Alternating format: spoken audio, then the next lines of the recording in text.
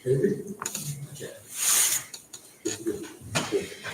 and good afternoon. Welcome to the Dededo Mayor's Office. Today we are having the second public hearing for GLUC Zone Variance Application H2025-30. The applicant Pipefish Services LLC, represented by TG Engineers, Mr. Marvin Aguilar, is requesting a zone variance for height for the proposed installation of a 45-foot high fire suppression water tank, which is 15 feet over the allowable 30 feet height, and an 8-foot high perimeter fence, which is 2 feet over the allowable 6 feet height, on lot 5040-1 and lot 5040-2 in the municipalities of Dededo and Tamuning in an M1 light industrial zone. So here to present is Mr. Marvin Aguilar. Thank you, Mr. Mayor, and again, thank you for allowing us to present this application to your audience out there in this facility, as well as out there in the sidewalk. This is application 2025-30. There's a request for a variance for height. We're coming in for two structural height requests. One is for a 45-foot water suppression water tank, not tower, but a water tank, and a 8-foot high security fence. These properties are lot 5040-1 and 5040-2, located in the municipalities of Dededo and portions of it in Tamuning.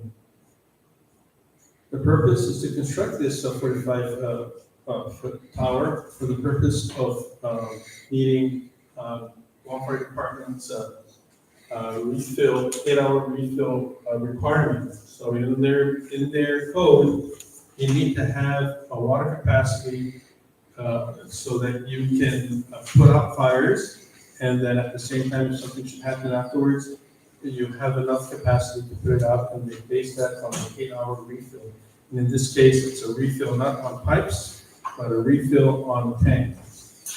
The final design would depend on the outcome of DWA's direction on the overall water source capacities, which means where we're going to get that source other than what is available there, because there's basically no water pressure, none. And although there are water resources available, some of them cannot be tapped into. We're also coming in to incorporate an 8-foot security fence system that's going to serve as additional physical security around the main facility, which is going to be a 50,000 square foot data center. The property is M1 zone, and data centers are permitted in this zone. In fact, they're permitted in our R2 zone, I found out. And our first NPC hearing, I think, did mention put on August 28th, but I think we had it on August 12th. Just to give you an idea, sir, where we're located, and for the audience, we're located along Route 34. This is better known as Tanquesan Road or Tulum's Point Road. Entrance to Tulum's Point is about 1,000 feet from our property, which abuts Cortex overall facility. Now, we're right next door to Cortex property as well, but this portion has not been developed yet. It's in the process of being developed for I think, perhaps maybe another barracks or a solar facility. So you have Columbus Point on this side, Tanquesan is this wiggly road that goes out to the beach. We do have the northern wastewater treatment plant right here, and we have the additional on lot 10187. Which is the improved, expanded capacity system. Dialing down on the property, we have kind of a location of where the property is in this yellow area. We have the two lots abutting each other, 5040-1 and 5040-2. Again, you can get a better close-up of the facilities. You have the Cortex temporary workforce housing facility. Again, here's the wastewater treatment plant and the wastewater treatment plant, all being served by Route 34.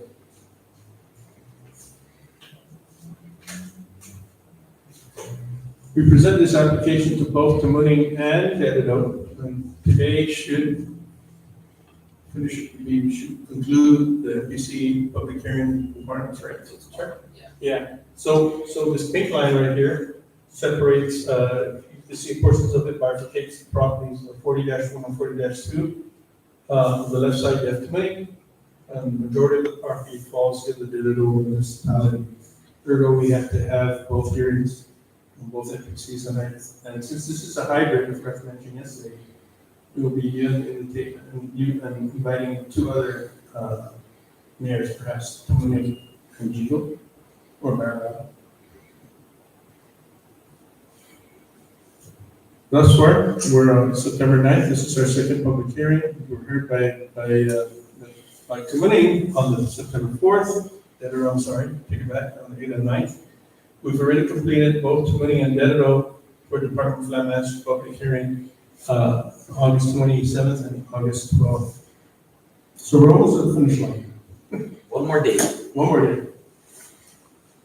Performance standards. This is kind of important. I don't know if this was the right time to put here, but we need a security fencing system to prevent physical breaching of the critical data infrastructure. With that being said, this is a 50,000 square foot data center.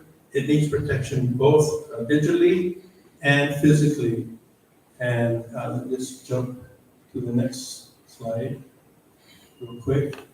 And this is the fencing. You see this fencing system, this perimeter fencing system put together, used up at Naval Base as well as up at Anderson.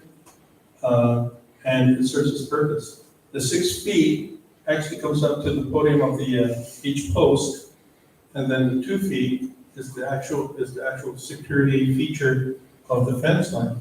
Now, as I mentioned yesterday, at yesterday's public hearing, DPW and DLM as well kind of, they're kind of saying it's actually, it may be allowable only because of the function that it serves. So it's not a fence line that you use for housing or residential. It actually serves a purpose for providing additional security. And in this case, in one zone. Getting back. So the final design of the data center would dictate the location of this water tank. So we're going to focus a little more on the water tank. And we did throw in 2 lots. We really came in for 1, but our client decided that we should include the other property that they own, just to give them a sense of flexibility, because we do not know what direction we're going to finally take once the design for the entire facility in respect to or relative to where we can put that water tank. So option A is on 5040-2. It's the preferred location. It's confined, it's condensed, it's controllable.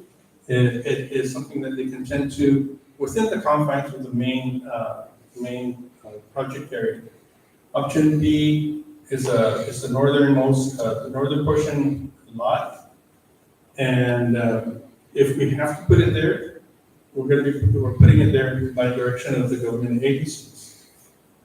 And since limited use on lot 5040-1 is only because of due to the subterranean voids, as I explained yesterday, this whole area has voids throughout the immediate and expanded area. On lot 5040-1, they found that there was very little, if none. On 5040, let's take it back. 5040-2, there's basically little to none voids. But in option 2, on 5040-1, they were getting these reports that show that there's extensive voids throughout. That being said, the alternative for 5040, they bought the property. 5040-1 is to use it as a holding area, yard area, if you may, and the fencing will be included in that perimeter of that property as well. So they are a data company. They're gonna probably have wheeled trailers and whatnot. They can utilize that property for that purpose. An important point here is that the height variance request is strictly to address the fire suppression requirements. So this water tank is not going to be used to flush toilets or to run sinks or, use it for any other maintenance work or whatever in the daily operations of the property. It's strictly to address fire suppression requirements. Here's a photo of the facility itself. We have the water tank in the facility. And from a bird's eye view, that's where we really, really want to have it. We know that the ground is sound and that it can hold this. This is going to be a very dense, very heavy structure, so it will be safely placed in here. At least that's what they think. I'd like to put your attention to the way the fence line is placed here in the back of the facility. This is all going to be concrete foundation, the parking area in the back. They suspect some voids occurring on this property as well. So this is 5040-2. 5040-1 right above it to the north.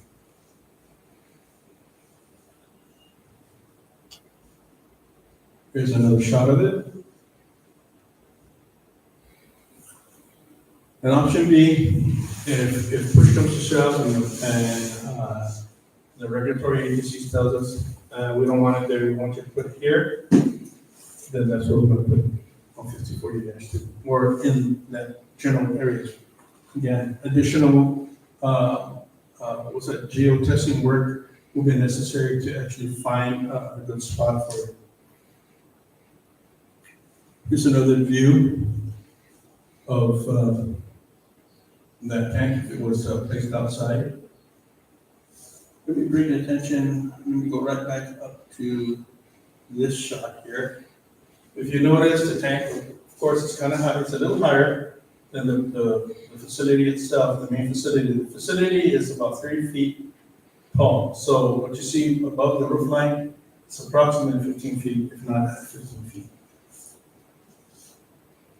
And that being said, it's obscured by the total area, the total facility visual of the facility. I'd like to, because this is a high variance request, I'd like to bring your attention to the fact that this request for a variance in the area, immediate area to them or adjacent, precedents have been set to go above the 30-foot requirement. We have eager power series coming in at about 22 stories or about 220 feet high.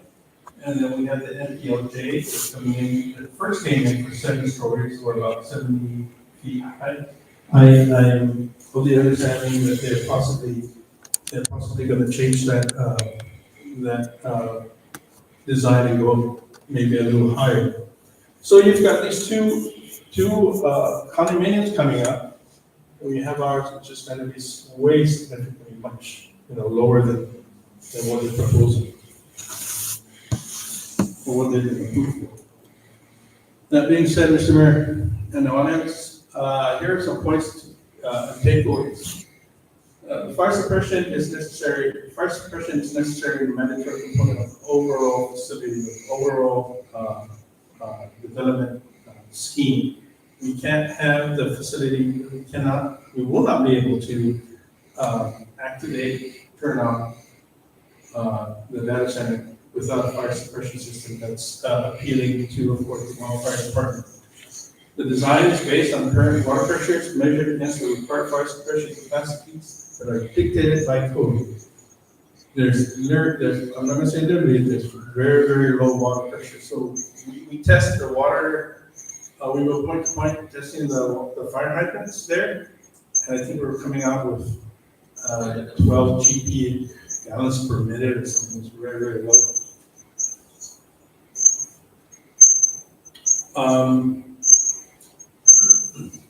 We have to go high because we have to fulfill a small footprint.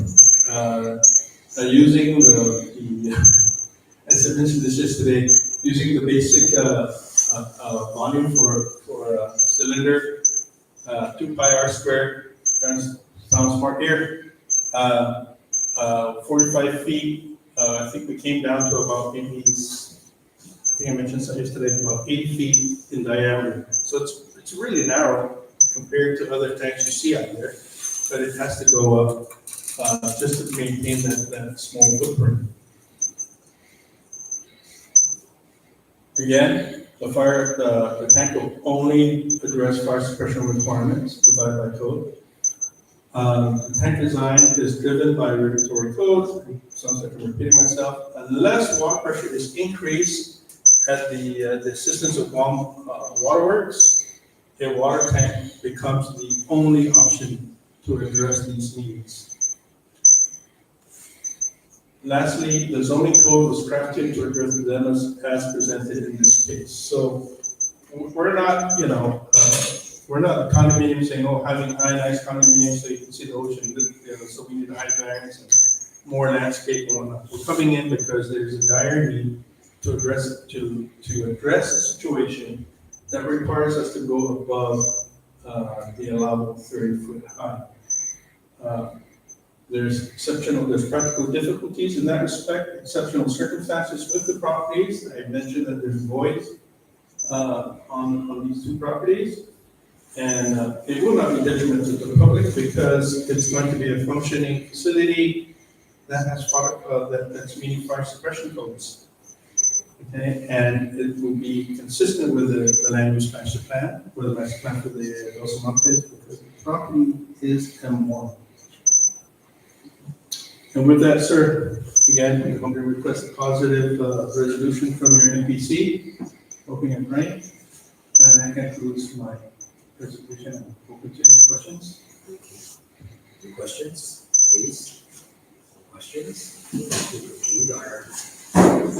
Thank you. Mr. Marvin? Thank you, sir. Okay, this will conclude Mr. Marvin's presentation. This will conclude Mr. Marvin's presentation, and we adjourn this hearing at 6:19. Okay.